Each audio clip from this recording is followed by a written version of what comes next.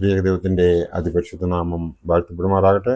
കർത്താവിൽ പ്രിയ വിശ്വാസികളുടെ സമൂഹമേ, കുഞ്ഞുങ്ങളെ, നിങ്ങളെവരെയും വീണ്ടും വരുമെന്ന് അറിയിച്ചത് ഉദ്ധിതനായ കർത്താവായ യേശു ക്രിസ്തുവിന്റെ നാമത്തിൽ പ്രഭാത വചനത്തിലേക്ക് വളരെ വിനീതമായി സ്വാഗതം ചെയ്യുന്നു. ഇന്നത്തെ ദിവസം 1 മാർച്ച് 2026, ഈ വർഷത്തെ 60-ാം ദിവസം, വലിയ നോമ്പിലെ 14-ാമത്തെ ദിവസം, ആരാധന വർഷത്തിലെ 18-ാമത്തെ ഞായറാഴ്ച, വലിയ നോമ്പിലെ 3-ാം ഞായറാഴ്ച, പക്ഷപാതക്കാരനെ സുഖപ്പെടുത്തുന്ന ഞായറാഴ്ച എന്ന് നമുക്ക് ഏവർക്കും അറിയാം.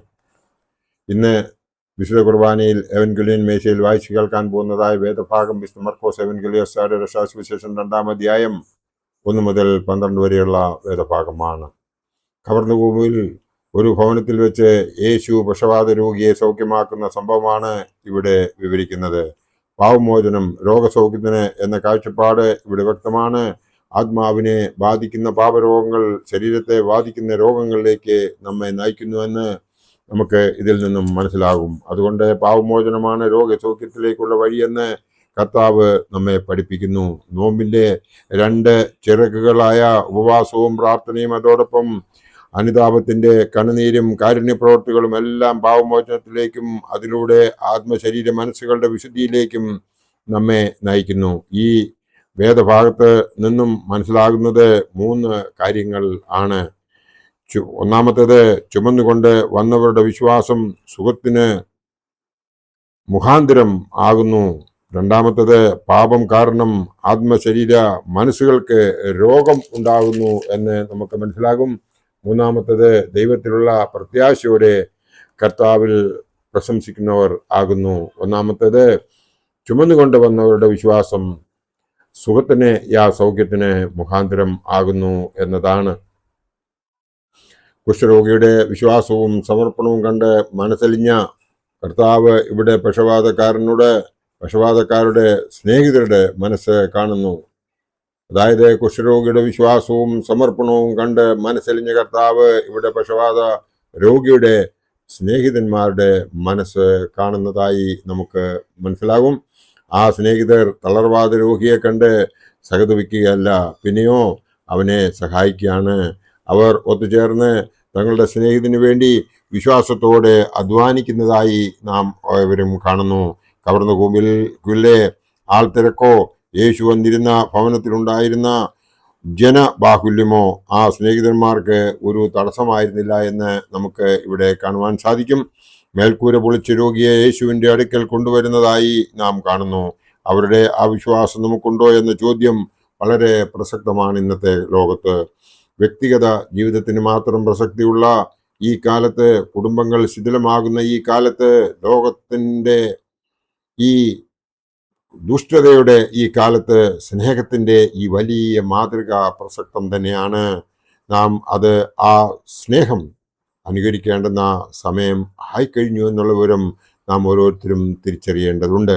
പല വീടുകളിലും വൃദ്ധജനങ്ങൾ മാത്രമാണുള്ളത്. അത് മനസ്സിലാക്കി നാം സഹായ മനസ്ഥിതിയുള്ളതോടുകൂടി പ്രവർത്തിക്കേണ്ട സമയം ആയിക്കഴിഞ്ഞിരിക്കുന്നു. ദൈവം നമ്മെ അനുഗ്രഹിക്കണമെങ്കിൽ നാം ദയാലു ആയിരിക്കണം. അതായത് ദൈവം നമ്മളെ അനുഗ്രഹിക്കണമെന്നുണ്ടെങ്കിൽ നാം ദയാലു ആയിരിക്കണം. രണ്ടാമത്തേത്, പാപം കാരണം ആത്മശരീര മനസ്സുകൾക്ക് രോഗമുണ്ടാകുന്നു എന്നുള്ളതും നാം തിരിച്ചറിയേണ്ടതുണ്ട്. ഇവിടെ നാം കാണുന്നത് മനുഷ്യന്റെ പ്രവൃത്തി മൂലം, അവന്റെ പാപം മൂലം അവൻ രോഗിയായി തീർന്നു എന്നതാണ്. ഇവിടെ മഹത്വമുള്ളവനായ യെശയ്യാ പ്രവാചകന്റെ പുസ്തകം 5-ാം അധ്യായം 20-21 വാക്യങ്ങൾ ഇപ്രകാരം പറയുന്നു: തിന്മയ്ക്ക് നന്മയെന്നും നന്മയ്ക്ക് തിന്മയെന്നും പേർ പറയുകയും ഇരുട്ടിനെ വെളിച്ചവും വെളിച്ചത്തെ ഇരുട്ടും ആക്കുകയും കയ്പിനെ മധുരവും മധുരത്തെ കയ്പുമാക്കുകയും ചെയ്യുന്നവർക്ക് അയ്യോ കഷ്ടം. തങ്ങൾക്ക് തന്നെ ജ്ഞാനികളായും തങ്ങൾക്ക് തന്നെ വിവേകിയായും തോന്നുന്നവർക്കും അയ്യോ കഷ്ടം എന്നാണ് മഹത്വമുള്ളവനായ യെശയ്യാ പ്രവാചകൻ ഈ വേദഭാഗത്തിൽ നമ്മെ ഉദ്ബോധിപ്പിക്കുന്നത്. നന്മ തിന്മകളെ തിരിച്ചറിയാതെ പ്രവർത്തിക്കുന്നവരെ ദൈവം ശിക്ഷിക്കും, അവർ രോഗികൾ ആയിത്തീരും. നാം അത് മറക്കാതിരുന്നു കഴിഞ്ഞാൽ ദൈവം നമ്മളെ എല്ലാവരെയും അനുഗ്രഹിക്കും എന്നതിന് 2 അഭിപ്രായം ഉണ്ടാകുകയില്ല. മീഖ പ്രവാചകന്റെ പുസ്തകം 2-ാം അധ്യായം 7 മുതൽ 10 വരെയുള്ള വേദഭാഗം നാം നോക്കുമ്പോൾ അതിൽ പ്രകാരം പറയുന്നു, യാക്കോബ് ഗൃഹമേ, ഇതെന്തൊരു വാക്കാകുന്നു! യഹോവ മുൻകോപിയോ? അങ്ങനെയോ? അവന്റെ പ്രവൃത്തികൾ നേരായി നടക്കുന്നവന് എൻ്റെ വചനങ്ങൾ ഗുണകരമല്ലയോ? മുമ്പേ തന്നെ എൻ്റെ ജനം ശത്രുവായി എഴുന്നേറ്റിരിക്കുന്നു.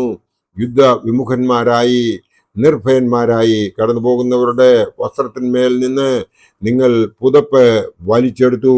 നിങ്ങൾ എൻ്റെ ജനത്തിൻ്റെ സ്ത്രീകളെ അവരുടെ സുഖകരമായ വീടുകളിൽ നിന്നും ഇറക്കിക്കളയുന്നു. അവരുടെ പൈതങ്ങളോട് നിങ്ങൾ എൻ്റെ മഹത്വം സദാകാലത്തേക്കും അപഹരിച്ചു കളഞ്ഞു. പുറപ്പെട്ട് പോകുവീൻ, നാശത്തിന് കാരണമായിരിക്കുന്ന മാലിന്യം നിമിത്തം ഇത് നിങ്ങൾക്ക് വിശ്രാമ സ്ഥലമല്ല എന്നാണ് ഈ വേദഭാഗം നമ്മെ ഉദ്ബോധിപ്പിക്കുന്നത്. ഇവിടെ നാം കാണുന്നത് ദുഷ്പ്രവൃത്തി കൊണ്ട് അവർക്ക് നല്ലത് ഭവിക്കയില്ല എന്നത് തന്നെയാണ്. പാവമോചനം പ്രാപിച്ചവനോട്, മനുഷ്യ, നിന്റെ പാപങ്ങൾ മോചിച്ചു തന്നിരിക്കുന്നു എന്ന് അരുളിയ കർത്താവ് അവനെ ചുമന്നു കൊണ്ടുവന്ന കിടക്കയെടുത്ത് വീട്ടിലേക്ക് പോകുവാൻ അവനോട് കൽപ്പിക്കുന്നതായി നാം ഇവിടെ കാണുന്നു. പാപക്ഷമ നേടിയവൻ രോഗസൗഖ്യം പ്രാപിച്ച് ദൈവത്തെ മഹത്വപ്പെടുത്തി മടങ്ങിപ്പോവുകയാണ് എന്ന് നമുക്ക് ഇവിടെ മനസ്സിലാവും. നോമ്പിലെ ഉപവാസവും പ്രാർത്ഥനയും ഇപ്രകാരം ഒരു സൗഖ്യത്തിലേക്ക് നമ്മെ വഴി നടത്തുന്നു. അങ്ങനെ നടക്കണമെന്നുണ്ടെങ്കിൽ നോമ്പ് ശരിയായ രീതിയിൽ നോക്കണം. നോമ്പിൻ്റെ 2 ചിറകുകളാണ് ഉപവാസവും പ്രാർത്ഥനയും എന്നുള്ള വിവരം നിങ്ങൾക്ക് ഏവർക്കും അറിയാം. 3-ാമത്തെ കാര്യം, ദൈവത്തിലുള്ള പ്രത്യാശയോടെ കർത്താവിനെ പ്രശംസിക്കുന്നവർ ആകുക. കർത്താവിലുള്ള വിശ്വാസം ഏറ്റവും വിലയേറിയതായി കരുതുവാൻ നാം കടപ്പെട്ടവരാണ്. ആത്മാവിൽ ബന്ധപ്പെട്ടവനായി യെരുശലേമിലേക്ക് പോകുവാൻ ഒരുങ്ങുന്ന പൗലോസ്ലീഹായ്ക്ക് അറിയാം, അവിടെ അവനെ കാത്തിരിക്കുന്നത് ബന്ധനവും കഷ്ടങ്ങളും ആണ് എന്ന്. അതായത് ആത്മാവിൽ ബന്ധിക്കപ്പെട്ടവനായി യെരുശലേമിലേക്ക് പോകുവാൻ ഒരുങ്ങുന്ന പൗലോസ്ലീഹായ്ക്ക് അറിയാം, അവിടെ അവനെ കാത്തിരിക്കുന്നത് ബന്ധനവും കഷ്ടങ്ങളുമാണ് എന്ന്. എങ്കിലും അവൻ സ്വന്തം പ്രാണനെ വിലയേറിയതായി കാണുന്നില്ല എന്നുള്ള വിവരം നമുക്കെവിടെ അറിയാം. സഹോദരന്മാർ സ്വന്തം ജീവൻ സമർപ്പിച്ചതും പിതാക്കന്മാർ സ്വന്തം ജീവിതം മുഴുവനും കർത്താവിന് വേണ്ടി ഏൽപ്പിച്ചു കൊടുത്തതും ക്രിസ്തുവിലുള്ള വിശ്വാസം നിമിത്തമായിരുന്നു. ആ സഹോദരന്മാരെ പോലെ, നമ്മുടെ പിതാക്കന്മാരെ പോലെ നമുക്കും ബാക്കിയുള്ള ജീവിതം നമ്മുടെ കർത്താവിനായി സമർപ്പിക്കാം.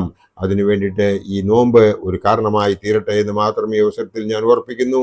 ഈ നോമ്പ് ഒരു ആത്മീയ തീർത്ഥാടനമായി നാം ഇതിനെ സ്വീകരിക്കുന്നുവെങ്കിൽ നാം ഇന്നേവരെ എങ്ങനെ ജീവിച്ചു എന്നുള്ളതല്ല, ഇനി നാം എങ്ങനെയാണ് ജീവിക്കേണ്ടത് എന്നുള്ളൊരു തീരുമാനം ഈ നോമ്പിൽ നമുക്ക് എടുക്കുവാൻ സാധിക്കുന്നുവെങ്കിൽ ദൈവം നമ്മളെ എല്ലാവരെയും അനുഗ്രഹിക്കുമെന്ന് മാത്രം ഓർപ്പിച്ചുകൊണ്ട് എൻ്റെ വാക്കുകൾ ഇവിടെ ഉപസംഹരിക്കട്ടെ.